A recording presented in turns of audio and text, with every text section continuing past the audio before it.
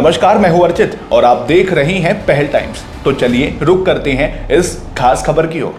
बिहार की राजनीति में 14 अप्रैल 2026 का वो दिन एक ऐतिहासिक मोड़ के रूप में दर्ज हो चुका है। आज से ठीक 2 दिन पहले बिहार ने वो मंजर देखा जिसकी कल्पना कुछ साल पहले तक किसी ने नहीं की थी। करीब 2 दशक बिहार की सत्ता के धुरी रहे नीतीश कुमार के युग के बाद अब राज्य की कमान सम्राट चौधरी के हाथों में है। आरजेडी से जेडीयू और फिर बीजेपी का सफर तय करने वाले सम्राट चौधरी अब बिहार के नए मुख्यमंत्री के रूप में एक नए अध्याय की शुरुआत कर चुके हैं।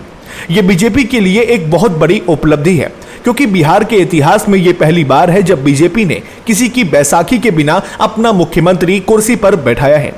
लेकिन सवाल उठता है कि जो नेता जन्म से भाजपाई नहीं रहा, जिसका संघ से दूर दूर तक नाता नहीं रहा, उसे पीएम मोदी और अमित शाह ने इतना बड़ा राज्य क्यों सौंप दिया। सम्राट चौधरी को बीजेपी में आए महज 7-8 साल हुए हैं, लेकिन उनका ग्राफ रॉकेट की तरह ऊपर गया। दरअसल इसके पीछे बीजेपी की एक सोची समझी रणनीति है। 16 नवंबर 1968 को जन्मे सम्राट चौधरी को राजनीति विरासत में मिली। उनके पिता शकुनी चौधरी बिहार की राजनीति के दिग्गज नाम रहे हैं। सम्राट ने खुद 35 साल राजनीति को दिए हैं।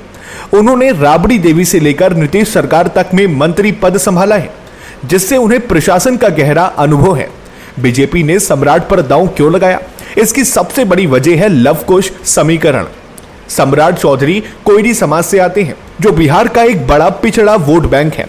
बीजेपी उनके जरिए न केवल बिहार में यादव वोट बैंक के मुकाबले एक मजबूत मोर्चा खड़ा करना चाहती है, बल्कि इसका असर पड़ोसी राज्य उत्तर प्रदेश में होने वाले चुनावों पर भी पड़ेगा, जहां कुशवाहा समाज की बड़ी तादाद है।